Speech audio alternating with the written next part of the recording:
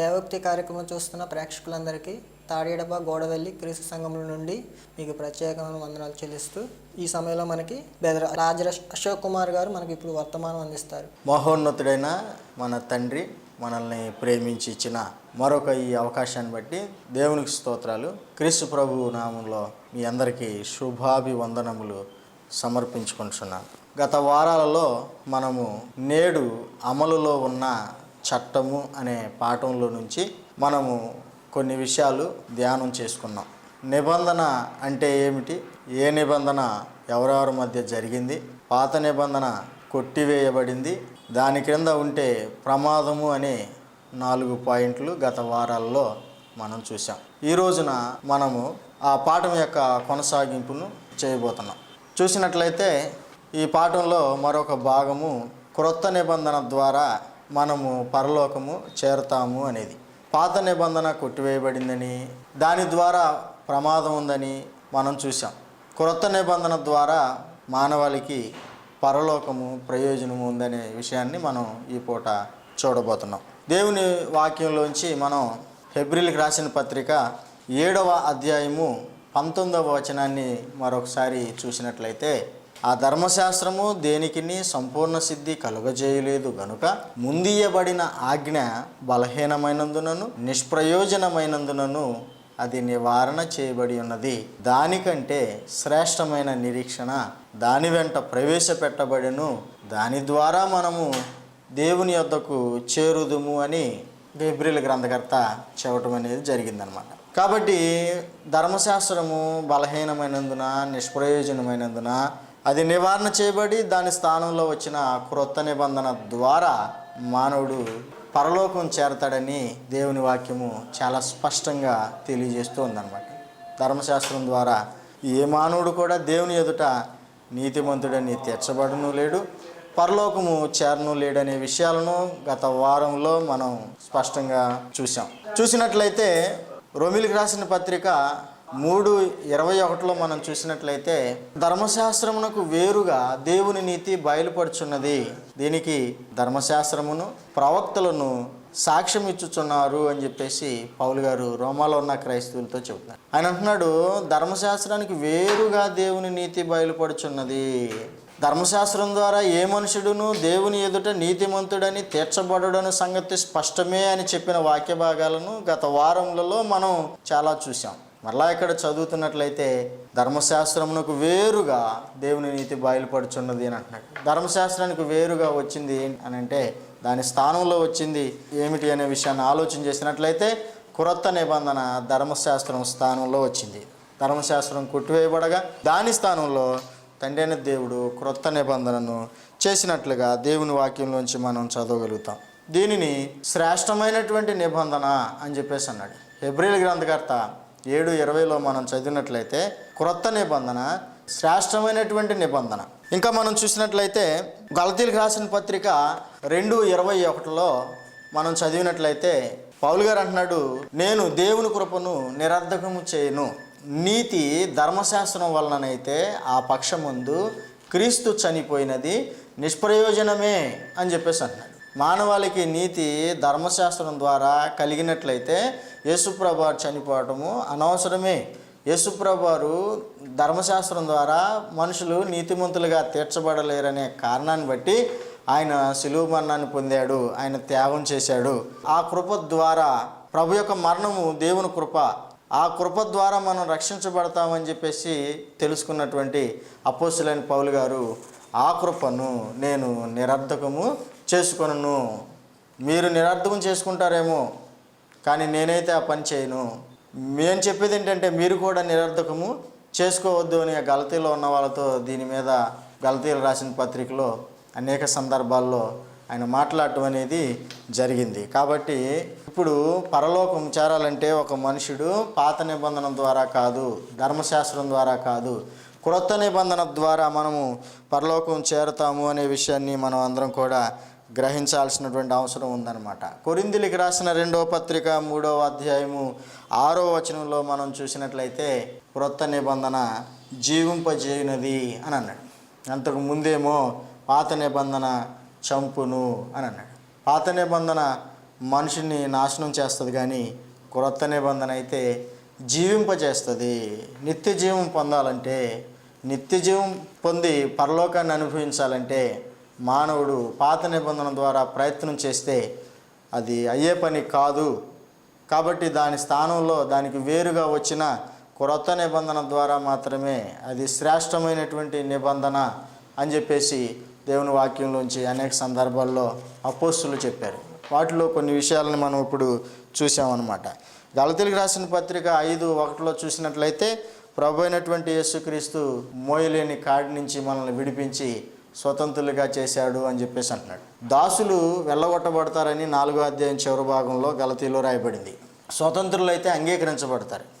దాసిని దాని కుమారుని వెళ్ళగొట్టుము. దాసి కుమారుడు స్వతంత్రాలి కుమారునితో పాటు వారసుడై ఉండనేరడు అని అంటున్నాడు. దేవునికి వారసులుగా అంగీకరించబడి, కుమారులుగా అంగీకరించబడి పరలోకం చేరాలనే ప్రయత్నంలో ఉన్న వారికి ఎవరికైనా సరే క్రొత్త నిబంధన మరి అవసరము. క్రొత్త నిబంధన ద్వారా మాత్రమే అది కుదురుతుంది అనే విషయాన్ని దేవుని వాక్యం ద్వారా మనందరం కూడా గ్రహించాల్సినటువంటి అవసరం ఉంది. పాత నిబంధనకు వేరుగా, ధర్మశాస్త్రానికి వేరుగా క్రొత్త నిబంధన ద్వారా మనము దేవుని యొద్దకు చేరతాము అనేటువంటి విషయాలను దేవుని వాక్యంలోంచి ఇప్పటి వరకు మనం చూసాం. ఇంకా 5వ భాగంలో మనం చూసినట్లయితే, క్రొత్త నిబంధనకు యేసు ప్రభువారు మధ్యవర్తి అని చెప్పేసి దేవుని వాక్యంలో చాలా స్పష్టంగా రాయబడింది. యేసు ప్రభువారిని గురించి తిమోతి గారికి రాస్తూ అపోస్తులైన పౌలు గారు ఏం చెప్పాడంటే, యేసు ప్రభువారు దేవునికి నరులకు మధ్యవర్తి అన్నాడు. మధ్యవర్తి ఒకనికి మధ్యవర్తి కాడు కానీ దేవుడు ఒకడే అని అంటున్నాడు. యేసు ప్రభువారు దేవునికిను మనుషులకును మధ్యవర్తి. ఆయన క్రీస్తు యేసు అని నరుడు అన్నాడు. దేవునికి మానవులకి మధ్యవర్తి ఒక్కడే ఉన్నాడు, ఆయన క్రీస్తు యేసు అని నరుడు అంటున్నాడు. తిమోతి రాసిన మొదటి పత్రిక 2:5 ఈ విషయం చెప్పబడింది. ఆ యేసు ప్రభువారు ఇప్పుడు మానవాళికి దేవునికిను మధ్యవర్తి. ఆయన మనకి మధ్యవర్తిగా వచ్చాడు. లోకం మొత్తాన్ని కూడా పాత నిబంధన 2 భాగాలుగా విభజన చేసింది. అన్యజనులని, యూదులని. అబ్రహాం సంతానం కాని ప్రజలను అన్యజనులు అంది. అన్యజనులను, యూదులను ఏకం చేయడానికి యేసు ప్రభువారు మధ్యవర్తిగా వచ్చాడు అని చెప్పేసి దేవుని వాక్యంలో మనం గ్రహించగలం. గత వారాల్లో మనం చూసాం, ధర్మశాస్త్రాన్ని క్రీస్తు తన శరీరం ముందు కొట్టివేసాడని ఎఫెసీ 2:14 చూసాం. అక్కడ ఆయన చెప్తున్నాడు, ఆయన మన సమాధానమై ఉండి మీకును మాకును ఉండిన ద్వేషమును అనగా విధిరూపకములైన ఆజ్ఞలు గల ధర్మశాస్త్రమును తన శరీరం ముందు కొట్టివేటు చేత మధ్య గోడను పడగొట్టి మన ఉభయులను ఏకము చేసెను అని చెప్పేసి పౌలు గారు ఎఫెసీలో ఉన్న క్రైస్తవులతో చెప్పిన వాక్య భాగమును మనం గత వారాల్లో చదువుకున్నాం. కాబట్టి యేసుక్రీస్తు ప్రభువారు మానవులకు దేవునికి మధ్యవర్తి. మొదట ఆయన మధ్యవర్తిగా చేసిన పని ఏంటంటే, అన్యులకును యూదులకును ఉన్నటువంటి వైరాన్ని, ద్వేషాన్ని, మధ్యలో ఉన్నటువంటి విధిరూపకమైన ఆజ్ఞలు గల ధర్మశాస్త్రాన్ని, ఆ గోడను తీసివేసి అన్యజనులను, యూదులను ఒకే దేవుని బిడ్డలుగా ఆయన చేయటం అనేది జరిగింది. యూదులతో పాటు అన్యులను కూడా సమానమైన వారసులుగా దేవుడు అంగీకరిస్తున్నాడు అని చెప్పేసి ఆయన చెప్పి, ఇద్దరు కూడా ఇప్పుడు సమానమే అని చెప్పేసి, యూదుడని లేదు, గ్రీసు దేశస్థుడని లేదు అని చెప్పేసి, ఆయన తేడా లేదు మీకు, ఇప్పుడు మీరంతా ఒకటే అని చెప్పేసి ఆయన వారిని సమాధానపరిచి వారిని ఏకం చేసినట్లుగా, ఏక శరీరంలోనికి ఆయన ఆహ్వానించినట్లుగా అపోస్తులు చెప్పడం అనేది జరిగింది. ప్రభు అయినటువంటి యేసుక్రీస్తు దేవునికిను మనకును మధ్యవర్తి అనే విషయాన్ని ఇక్కడ మనం చూస్తున్నాం. అయితే పాత నిబంధన, క్రొత్త నిబంధన 2 నిబంధనలు ఉన్నాయి ప్రాముఖ్యంగా అని చెప్పుకుంటున్నాం మనం. ఏ నిబంధన బట్టి ప్రభు అయినటువంటి యేసుక్రీస్తు మానవాళికి దేవునికి మధ్యవర్తిగా వ్యవహరిస్తాడు అనే విషయాన్ని ఆలోచన చేసినట్లయితే, ఆయన క్రొత్త నిబంధనకు మధ్యవర్తి అని చెప్పేసి చెబుతున్నారు. అపోస్తులు ఏం చెబుతున్నారంటే, ఆయన క్రొత్త నిబంధనకు మధ్యవర్తి అని చెప్పేసి అని అంటున్నాడు. హెబ్రీయులకు రాసిన పత్రిక 9వ అధ్యాయము 15వ వచనంలో చూసినట్లయితే, ఆయన క్రొత్త నిబంధనకు మధ్యవర్తి అని చెప్పేసి హెబ్రీయుల గ్రంథకర్త చెప్పడం అనేది జరిగింది. హెబ్రీయులకు రాసిన పత్రికలోనే 12వ అధ్యాయము 24వ వచనంలో చూసినట్లయితే, క్రొత్త నిబంధనకు మధ్యవర్తి అయిన యేసుక్రీస్తు వద్దకును మీరు పిలువబడ్డారు అని చెప్పేసి అని అంటాడు. క్రొత్త నిబంధనకు మధ్యవర్తి అయిన యేసు వద్దకు మీరు వచ్చారు అని చెప్పేసి అని అంటున్నాడు అనమాట. క్రైస్తవులు యేసునొద్దకు వచ్చారు. ఆయన క్రొత్త నిబంధనకు మధ్యవర్తి అయిన యేసునొద్దకు మీరు వచ్చారు అని చెప్పేసి అని అంటున్నాడు. కాబట్టి యేసు ప్రభువారు మనకు మధ్యవర్తిగా ఉండి దేవునితో మనకున్నటువంటి వైరాన్ని తీసివేయాలంటే మనకి మధ్యలో ఉన్నటువంటి పాపాలను తీసివేసి తండ్రితో మనల్ని సమాధానపరిచి ఆయనకి తిరిగి మనం బిడ్డలంగా చేయబడే దాని కొరకు యేసు ప్రభువారు మధ్యవర్తిత్వాన్ని మన విషయంలో మన పక్షంగా ఆయన వహించాలంటే పాత నిబంధన ద్వారా వెళితే ఆయన ఏమాత్రము నీకు నాకు సహాయము చేయలేడు అనే విషయాన్ని మనం గ్రహించాలి.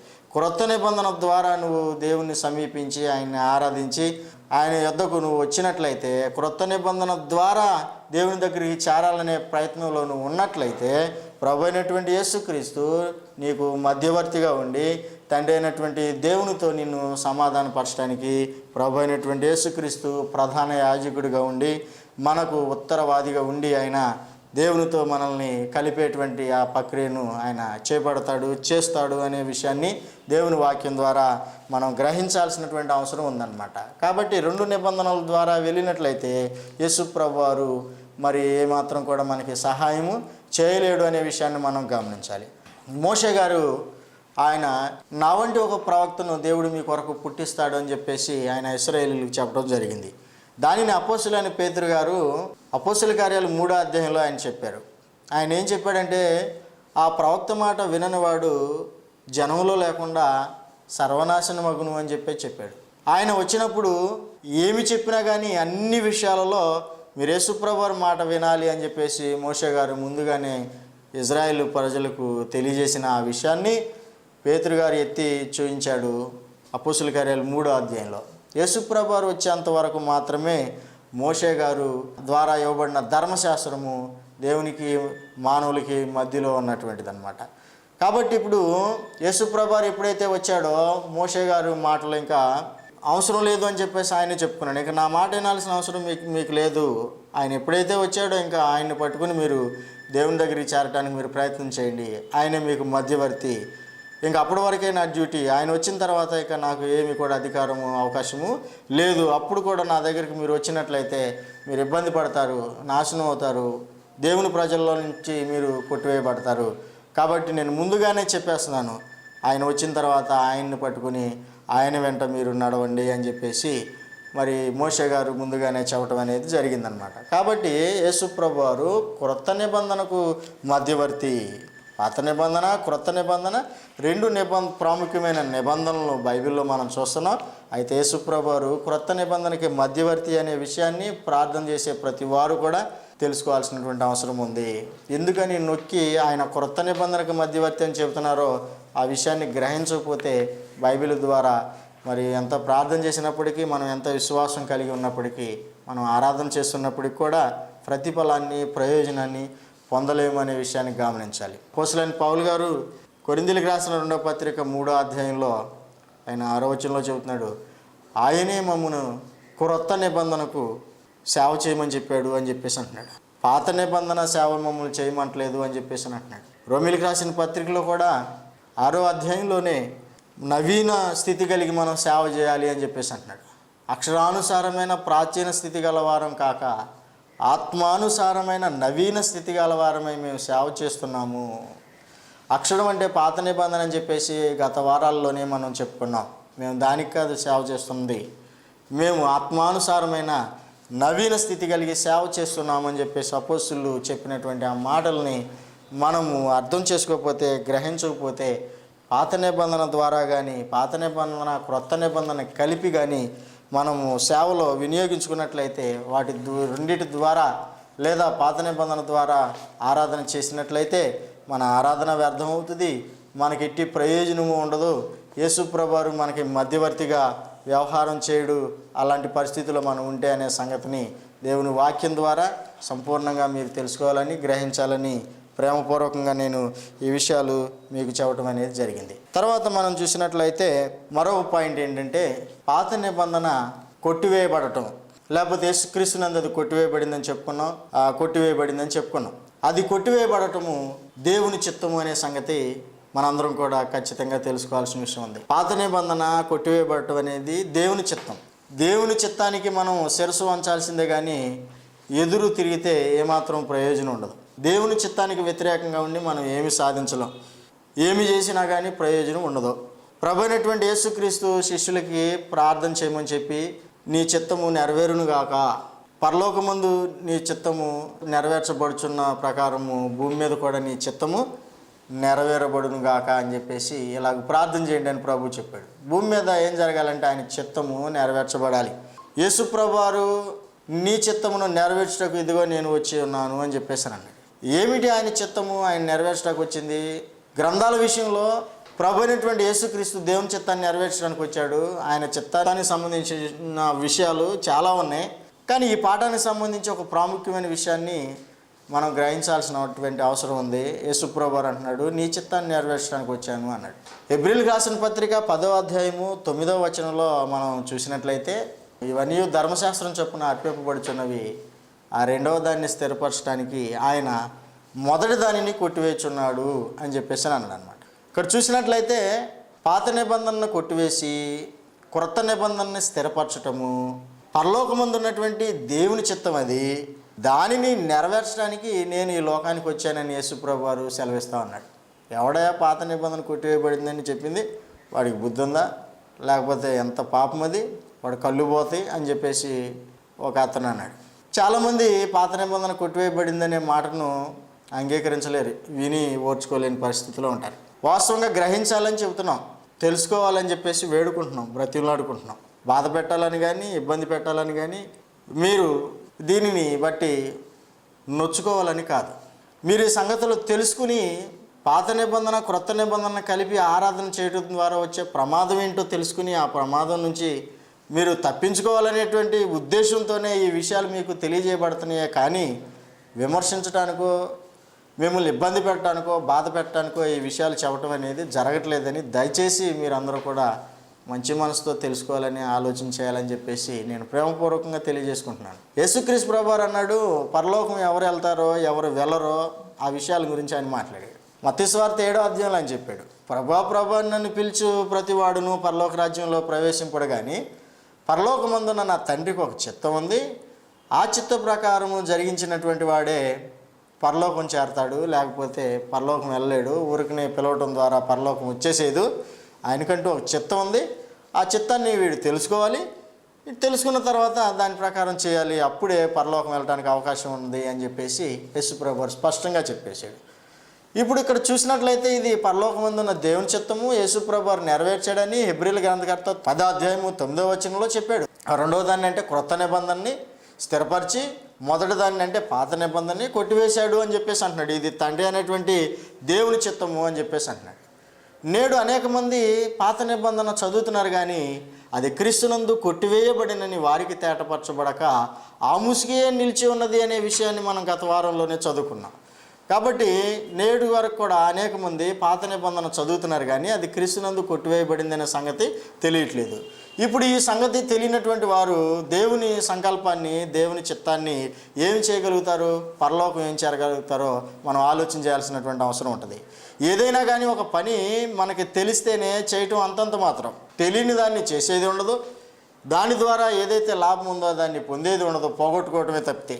కాబట్టి ఇప్పుడు దేవుని చిత్తం ఇది, పాత నిబంధన కొట్టివేయబడటం అనేది దేవుని సంకల్పం, ఇది దేవుని చిత్తం ఇది అని తెలుసుకోలేనటువంటి వాడు దానిని అంగీకరించకుండా అది దేవుడిచ్చిందే దాన్ని నేను అనుసరిస్తాను అని చెప్పేసి పాత నిబంధనలో ఉన్నటువంటి అబ్రహాం గారిని లేకపోతే దావీదు గారిని మోషే గారిని మాదిరిలుగా తీసుకుని ఏం చేస్తూ ఉంటాడంటే ఈ యుగంలో కూడా వారి వల్లే నేను అలా చేస్తాను ఇలా చేస్తానని చెప్పేసి సంఘాలని నడిపిస్తూ ఉంటాడు. తద్వారా తను పరలోకం చేరలేడు అనేటువంటి విషయాన్ని దేవుని వాక్యము తేటగా తెలియజేస్తోంది. కాబట్టి ఈ సంగతి తెలుసుకోవాలి. యేసుప్రభు వారు యోహాను సువార్త 7వ అధ్యాయంలో అన్నాడు, ఎవడైనా సరే దేవుని చిత్తం చేయాలనుకుంటే వాడు ఖచ్చితంగా బోధ మనుషుని వలన కలిగిందో లేకపోతే దేవుని ద్వారా కలిగిందో అనేది వాడు పరీక్షించును అని చెప్పేసి అన్నాడు. ఖచ్చితంగా పరిశీలన చేయాల్సినటువంటి విషయమే. దేవుని చిత్తం చేయాలనుకుంటే లేఖనాలు మానవుని వల్ల కలిగినా దేవుని వల్ల కలిగినా పరిశీలన చేయాల్సినటువంటి అవసరం ఉంది. పరిశీలన చేసినట్లయితే పాత నిబంధన కంప్లీట్గా కొట్టివేయబడటం అనేది తండ్రి అయినటువంటి దేవుని చిత్తం అని చెప్పేసి మనం గ్రహించగలం. ఇది గ్రహించకపోతే పరలోకం చేరే అవకాశము లేదని లేఖనాలు తేటగా తెలియజేస్తున్నాయి. ప్రియమైన సహోదరి సహోదరుడా, ఈ విషయాన్ని నువ్వు ఒకసారి పునరాలోచన చేయాలి, పరిశీలన చేయాలి. పాత నిబంధన కొట్టివేయబడలేదనే ముసుగులో నువ్వు ఉన్నట్లయితే నీ ముసుగు తొలగించుకోవడానికి నువ్వు ఈ యొక్క మహాజ్ఞానాన్ని మరలా అవసరమైతే విని తెలుసుకోవాల్సినటువంటి అవసరము ఉంది అనే విషయాన్ని దేవుని వాక్యం ద్వారా నేను మీ ముందు ఉంచుతున్నాను. ఇంకా చూసినట్లయితే మనము అనేక మంది పాత నిబంధన కొట్టివేయబడితే అది మన చేతిలో ఎందుకు ఉంది అని చెప్పేసి ఎదురాడుతూ ఉంటారు. ఎందుకు ఉంది మన చేతిలో అని చెప్పేసి అంటారు. ఒక ఆయన అన్నాడు, చించి పారేయొచ్చు కదా, ఎందుకు 2 నిబంధనల్ని చేతపట్టుకుని తిరుగుతున్నావు నువ్వు అని చెప్పేసి అన్నాడు. మన చేతిలో పాత నిబంధన క్రొత్త నిబంధన అని 2 నిబంధనలు కలిసి ఉన్నమాట వాస్తవమే. కానీ అవి వేరువేరుగా ఉన్నాయన్న సంగతిని నీవు నేను గ్రహించాలి. మలాకీ గ్రంథం ఆఖరి పేజీలో మనం చూసినట్లయితే సమాప్తము అని చెప్పేసి మనకు కనిపించుద్ది. అలాగే ఇంకా చూసినట్లయితే